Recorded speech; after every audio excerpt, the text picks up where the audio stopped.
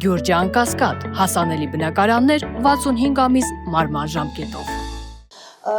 Եվ ամենակարևոր խնդիրը, որ մեր հայկականները զրկված են եղել հյուպատոսական ծառայություններ ստանալու իրավունքից, ինչպես գիտեք, օտարերկրյա քաղաքացիները օժտված են որոշակի հնարավորություններից եւ նրանց անձնական ազատության իրավունքը սահմանափակվում է ոչ թե իրենց քաղաքացիության երկրում, այլ որևէ այլ երրորդ պետության կողմից։ Այստեղ այս փաստերը պետք է տեղեկացվեն այն պետությանը, ում քաղաքացիները ձերբակալվել են, կանոնավորվել են կամ այլ կերպ գտնվում են անազատության մեջ, եւ ծանուցման պահից անձը հյուպատոսական ծառայություններ ստանալու իրավունք ունի։ Սա ապահովում է պետության դիվանագիտական ներկայացությունը եւ հյուպատոսական սեկցիայի աշխատակիցները այցելում են։ Այցելության նպատակը այո պայմանները ստուգելն է, խոշտանգումները բացառելն է եւ այլ բնույթի աջակցություն ցուցաբերելն է, որը միտված կլինի իրավունքների պաշտպանությանը կամ առողջական խնդիրների լուծմանը, հաղթահարմանը եւ այլն։ Հյուպատոսական ծառայությունները չեն տրամադրվել հայ պատանդներին, բայց մենք սա նաև մարդու իրավունք է, բայց չեն կարող այս մարդու իրավունքի խախտում վկայակոչել այն պարզ պատճառով, որ իրացումը պետք է ապահովի Հայաստանի Հանրապետությունը։ Եթե Հայաստանի Հանրապետությունը գտնի մեխանիզմ եւ Ադրբեջանի իշխանությունները խախտեն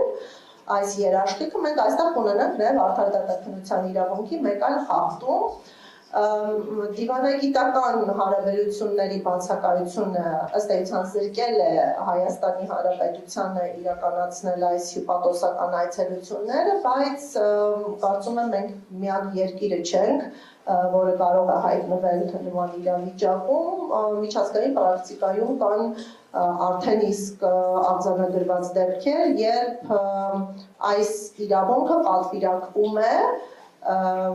տվյալ երկրում հավատարմագրված մեկ այլ հյուպատոսական ծառայությանը եւ Հայաստանի Հանրապետությունը ըստ էության հնարավորություն ունի այս իրավունքը պատվիրակել Բաքվում օրինական գործունեություն իրականացնող հյուպատոսական ծառայություններին, սրանք կարելի է հասնել դիվանագիտական քայլերի միջոցով։ Մինչև վերջերս այս թեմայով լայն քննարկումներ չեն եղել, իհարկե կարծում եմ Հայաստանի Հանրապետությունը տեղյակ է այս հնարավորությունների մասին, խնդիրը նոր արդիականություն ձեռք բերեց Կարմիր խաչի միջազգային կոմիտեի գործունեության փակման քննարկումների ֆոնին։ Այս առնչությամբ մի խումբ հասարակական կազմակերպություններ պաշտոնապես դիմել են արտաքին գործերի նախարարությանը, որպեսզի Շվեյցարիայի իշխանություններին պատվիրակեն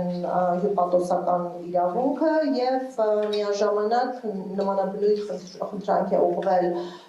Շվեյցարիայի կառավարությանը, որպեսզի վերջինները ստանձնեն չեզոք երկրի դերը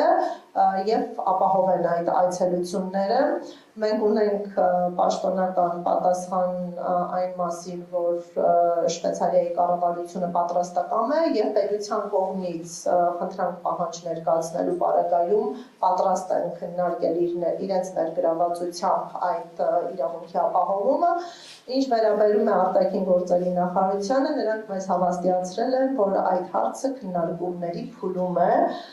սակայն խորհրդապահական բնույթը հաշվի առնելով այլ մանրամասներ չեն կարող հայտնել։ Այս առումով պետք է սպասենք եւ տեսնենք, թե վերջնական որոշումը երբ է հասունանում եւ ինչպես է հասունանում։ Մյուս կարևոր մեխանիզմը, որը տեսականորեն գոյություն ունի եւ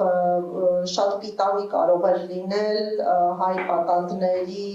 պայմանները գնահատելու, նրանց իրավունքների խախտումները արձանագրելու մասով, դա ՀՀԿ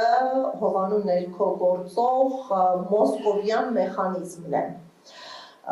Մոսկովյան մեխանիզմը հնարավորություն է տալիս մարդու իրավունքների խախտումների իրավիճակի առնչությամբ կազմակերպել կարճաժամկետ փաստահավաք առաքելություն եւ ԵԱՀԿ շրջանակներում ստեղծվում է էքսպերտային խումբ, որոնք կոչվում են նաեւ զեկուցողներ Եվ այս մեխանիզմը գործարկելու քաղաքական որոշման պարագայում տեղի է ունենում փաստահավաք այցելություն այն երկիր, որտեղ պետք է գնահատվի իրավիճակը, մարդու իրավունքների խախտումները Հավաքագրվում են տվյալներ, արձանագրվում են խախտումներ եւ ներկայացվում է զեկույց եւ այս զեկույցը ենթակա է քննարկման հենց ԵԱՀԿ համատեքստում շրջանակներում Իհարկե այստեղ եւս մենք բախվում ենք դիվանագիտական աշխատանքի հարցի, որտեղ այդ նույն մոսկովյան մեխանիզմը պետք է գործարկվի որոշման կայացման արդյունքում, որպես կանոն այստեղ պահանջվում է 10 ձայն, այսինքն 10 երկրներ պետք է աջակցեն նախաձեռնությունը, առանձին դեպքերում 6, այսինքն 6-ից 10 ձայնի կարիք գոյություն ունի եւ այդ աջակցության պարագայում ներդրվում է մեխանիզմը եւ սա կարող է շատ պիտանի լինել որ օրինակ դիտարկվեին հայ պատանների պայմանները, դատավարությունները եւ համապարփակ զեկույց ներկայացվեր ԵԱՀԿ-ին, նաեւ տվյալները հրապարակային հասանելի կլինեն Ներկայումս կա նախաձեռնություն, որի նպատակը հենց ԵԱՀԿ մոսկովյան մեխանիզմի գործարկումն է, կարծում եմ պետք է ամեն կերպ աջակցել, որ այս մեխանիզմը գործարկվի Իհարկե մյուս հարցադրումներ կարող է առաջ գալ, որքանով է քաղաքականապես կոռեկտ ԵԱՀԿ շրջանակներում մոնիտորինգային կամ փաստահավաք մեխանիզմի ներդրումը եւ այդ կառույցի ինտենսիվ ներգրավվածություն այն պայմաններում, երբ քննարկման առարկա է դառնում նաեւ ԵԱՀԿ Մինսկի խմբի գործունեության դադարեցումը հենց Հայաստանի Հանրապետության նախաձեռնությամբ, սրանք կարծում եմ այո քաղաքական ինտերեսներ ունեցող հարցադրումներ են եւ ընդհանուր գործընթացի վրա կարող են ազդեցություն թողնել Գերիների այս պատանների ազատ արձակման հարցը նախ եւ առաջ այո ենթադրում է անմիջական դիվանագիտական քաղաքական աշխատանք եւ աշխատանքի ուղղությունը այն պետք է լինի, որ միջազգային կոնվենցիաներով նախատեսված է հակամարտության ակտիվ ավարտից հետո հայրենադարձում, որը նաև պատերազմական չկատարելը պատերազմական հանցագործություն է, ուստի Ադրբեջանը գտնվում է իրավական պարտավորության ներքո առանց որևէ նախապայմանի ապահովելու հայ պատանների ազատ արձակումը Եվ դրա չկատարումը պետք է հանգեցներ Հայաստանի իշխանությունների կողմից պատերազմական հանցագործությունների վերաբերյալ հայտարարություններին, ինչը այն նախապայմանն է, որը պատժամիջոցների կամ այլ մեխանիզմների գործադրման հիմք կծառայեր Մենք նման մոտեցում կրկին չենք տեսնում, ընդունվում է լեվելային նաև այն աշխատելավոճը, որ գերիների խնդիրը ինքնուրույնաբար լուծելու չէ Հայաստանի ներգրավվածությամբ, դա ամբողջովին թողնված է Ադրբեջանի հայեցողությանը եւ երբ քաղաքական սուր հարցադրումները լուծում ստանան, ապա որպես հետևանք մարդասիրական մոտեցում կլինի եւ ազատ կարձակվեն նաեւ այդտեղ պահող հայ պատանները Մինչդեռ կարծում եմ պետք է ամեն գնով ճնշել Ադրբեջանին, ապահովել ազատ արձակումը, առանց որի չիրականացնել ցանկացած քննարկում, ինչը կարող է առնչվել քաղաքական հարցերի եւ մեր ընկալմամբ խաղաղություն եւ գերիների վերադարձ հարցը ունեն փոխկապակցվածություն նորույթ չէ, որ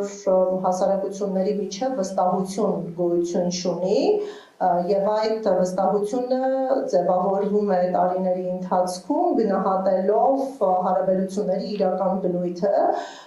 եւ հասարակությունները կարող են վստահություն ունենալ, եթե գոնե մարդասիրական բնույթ ունեցող հարցերը լուծվում են մարդասիրական սկզբունքներին համահունչ եւ մարդու իրավունքները չեն չարաշահվում հասարակություններում նոր տառապանքներ ձևավորելու, գեներացնելու նպատակով եւ հստակության վերականգնման առաջնահերթ միջոցը մեր հասարակության նկատմամբ կարծում եմ հենց հայ գերիների վերադարձն է առանց այդ միջոցառման մենք չենք կարող վստահել որևէ խաղաղության եւ դրանք ընդհանրապես կարող են ժամանակ շահող քայլեր լինել